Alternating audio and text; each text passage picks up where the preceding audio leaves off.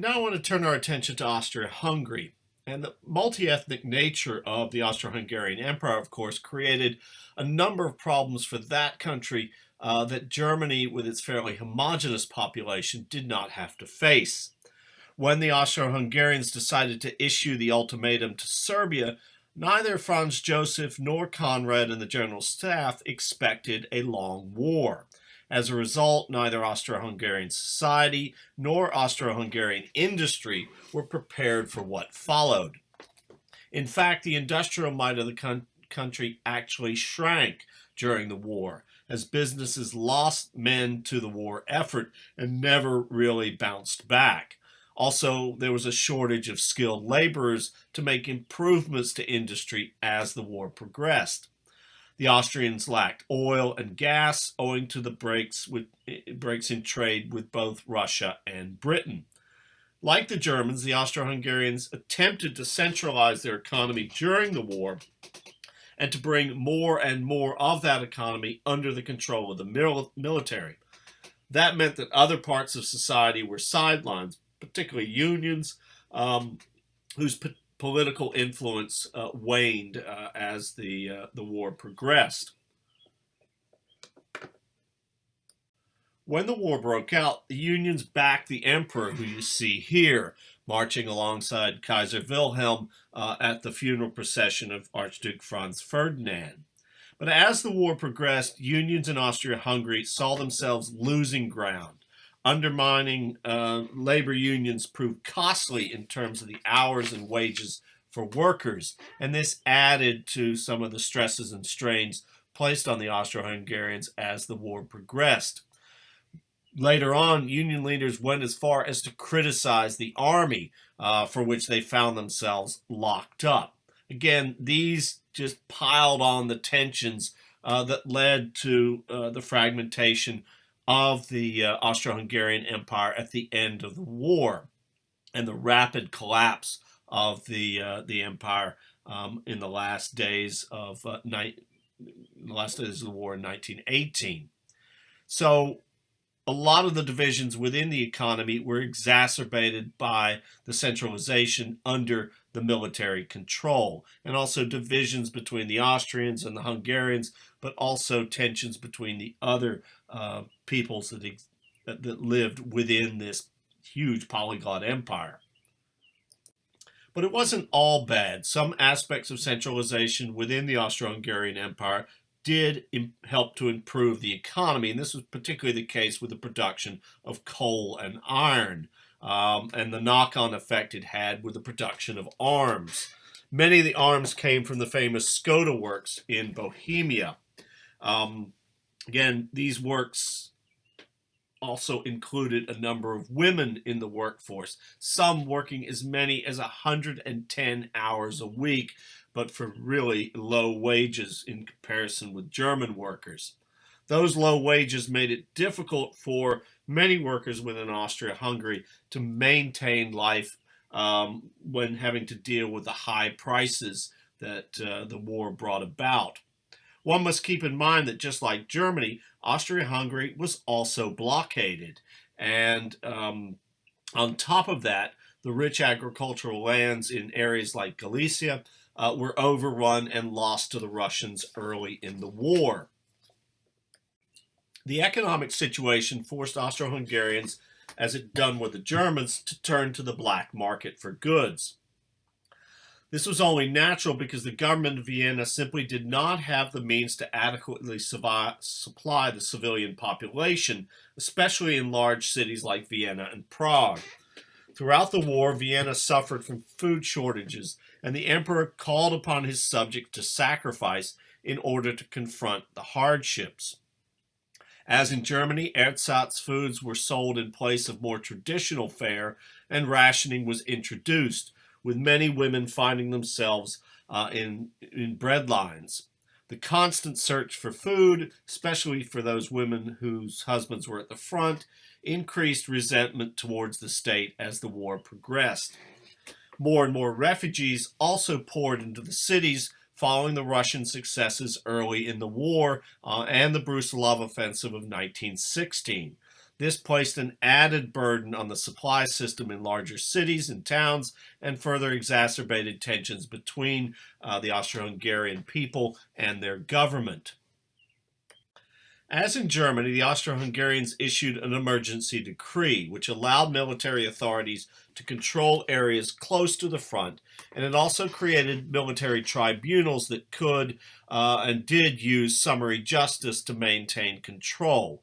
This meant that in areas of Poland and the areas in Ruthenia, which is modern-day Ukraine, and in the Balkans, Austrians again believed that these peoples were Russophiles, supporters of the Russians, and therefore strict wartime controls were used to root out anyone who they believed was in opposition to their authority.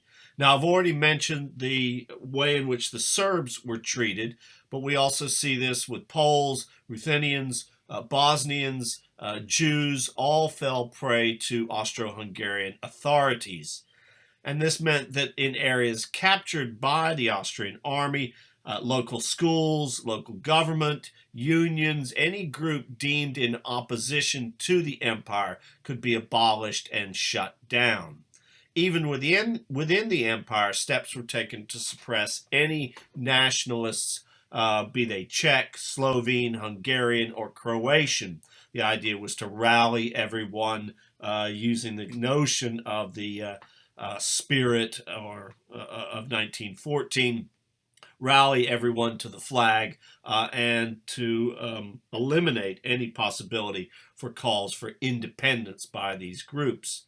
For the most part, the bulk of the population remained loyal to Vienna, but as in Germany, military governors arrived to replace civilian ones, and this helped to make sure that any possible threats to the empire could be suppressed.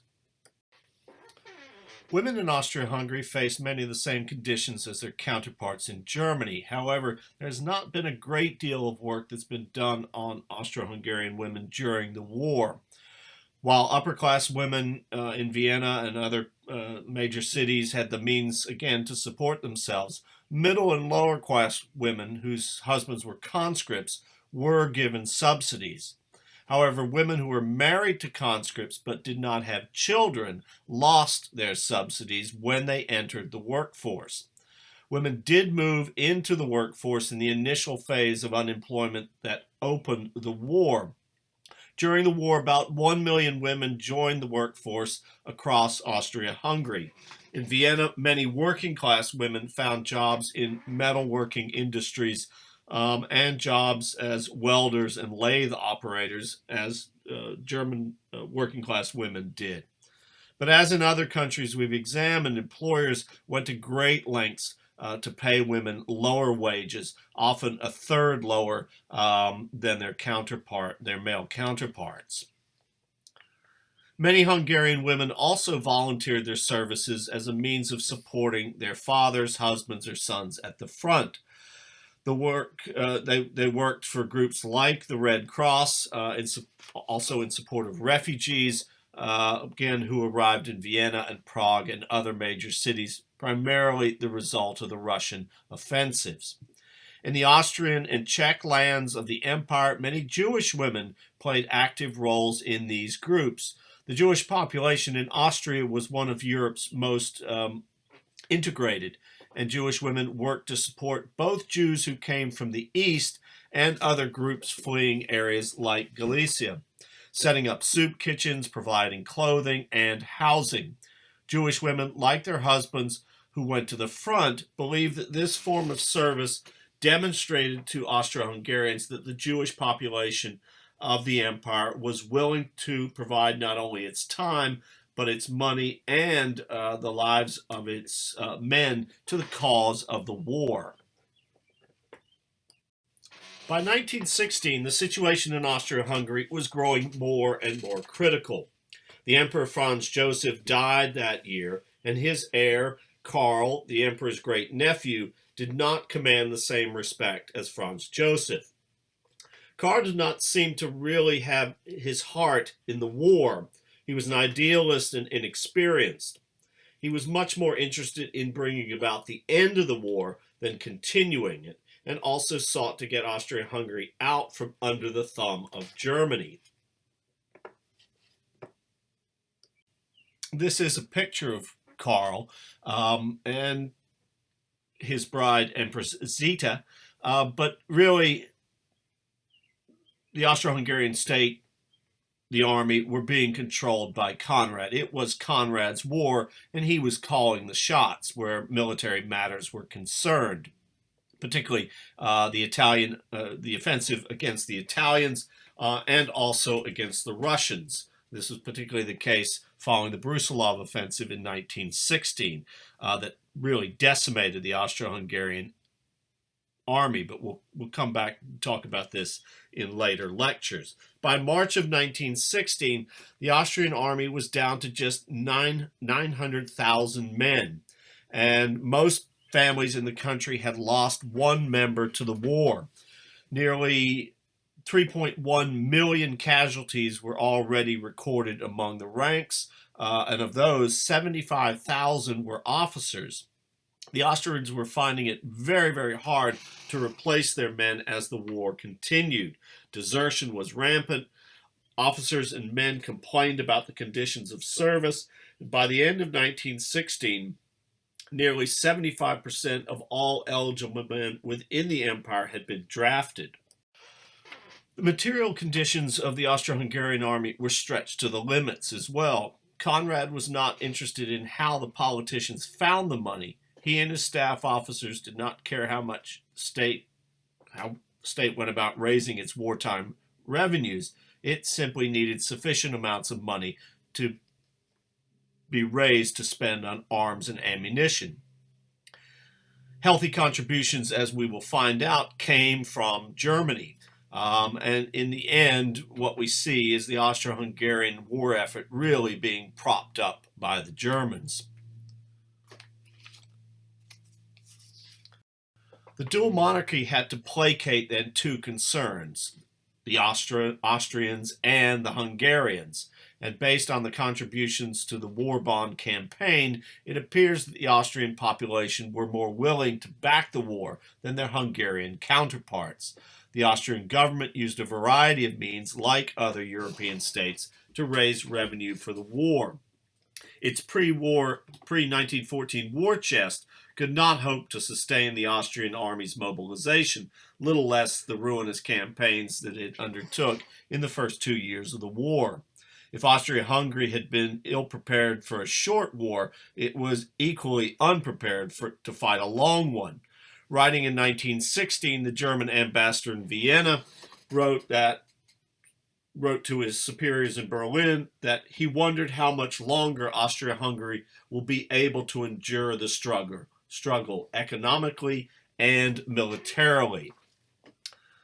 The Austrians financed the wars through meager customs duties, through the sale of war bonds, loans from Germany, through currency inflation, and by simply printing more and more money, which had serious implications for the wartime economy.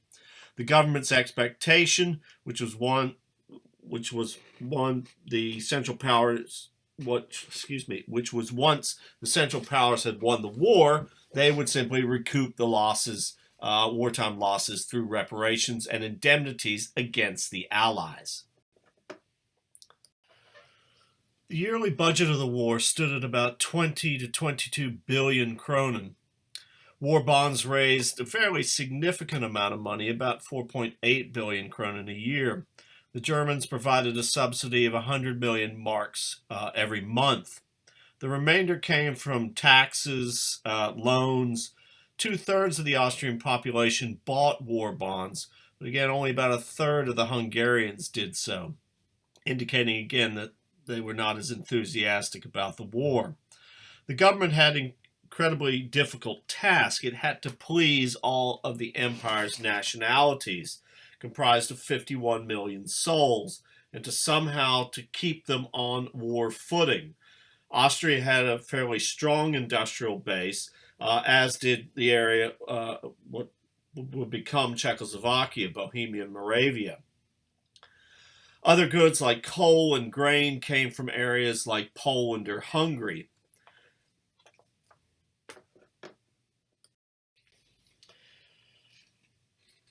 The empire's population found that by 1916, food from Hungary, which was the country's breadbasket, was being primarily shipped to the army, and it wasn't finding its way to the stomachs of either Austrians or Hungarians. As rural peasants were called to the front, they tended to be replaced by Russian POWs, who lacked the special skills often required of farmers. This led to political problems between the Hungarian Prime Minister, István Tisza, who you see here, and the Austrian government, especially when Tisza noticed that more Hungarians were being drafted than Austrians. The war had produced all manner of infighting, with politicians seeking to protect friends and business, leading to favoritism, corruption, and this further undermined the Austro-Hungarian war effort. The Austrians took steps to improve weaponry during the war, but they did so at a fairly slow pace. In 1914, only 3 factories, the most notable being the Skoda works that I've already pointed out in Bohemia, were producing artillery, and shells were being produced in just 5 factories. While production rose by 1916, factories were producing artillery in units of hundreds rather than thousands. Germany was able to provide the Austrians with grenades and flamethrowers as well as gas masks. The Austrians also got steel helmets from the Germans in 1916. That same year, again owing to German loans, there was a concerted effort to increase production of arms, ammunition, and powder. The results hoped for, however, did not materialize, and the Austrians lacked the capital, labor, and raw materials to pull off kind of transformation that we see in other countries, notably Britain. This meant that there was a concomitant impact on the Austrian army. It was badly supplied and badly outfitted. Railways, the best means of moving men in wartime, as we've seen, suffered badly when many railway workers were conscripted in the first months of the war. Defeats had seen the loss of important rolling stock.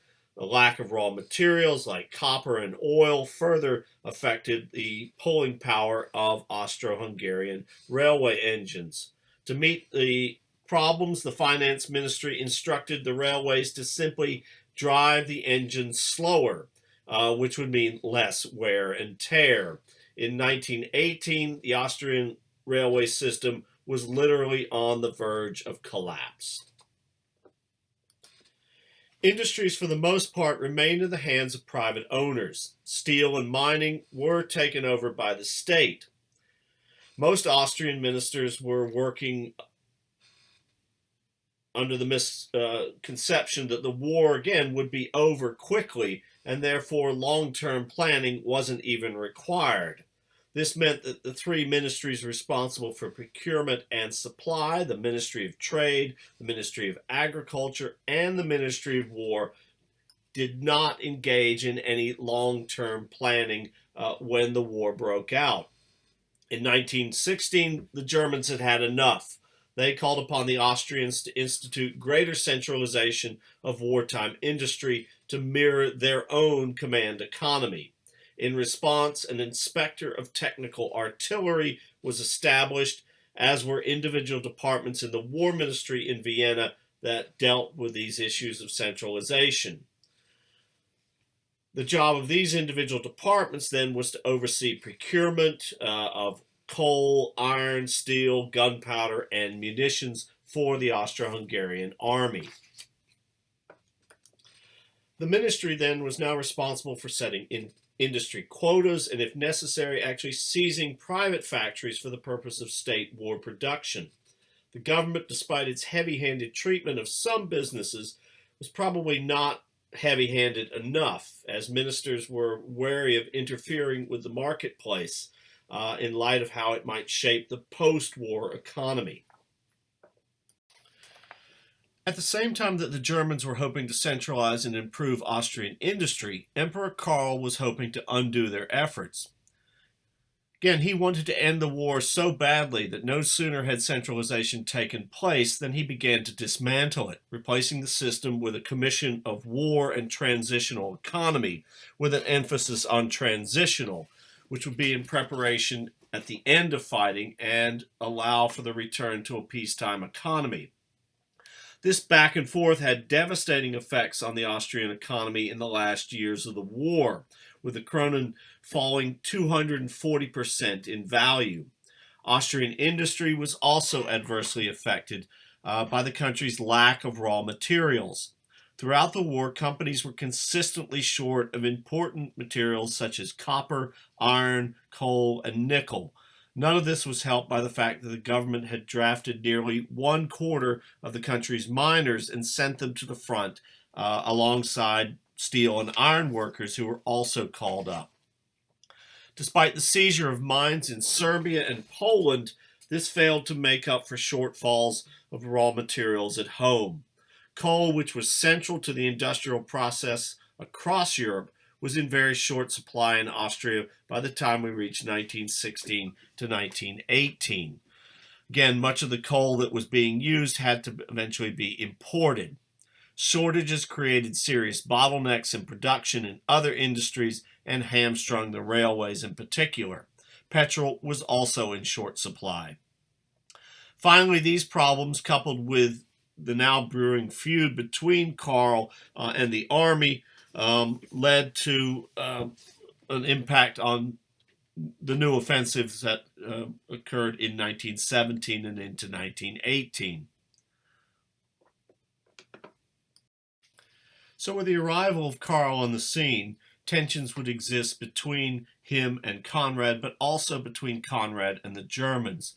Conrad consistently called for more German troops to be brought in to assist the Austro-Hungarians, and increasingly the Germans found that they simply could not do that.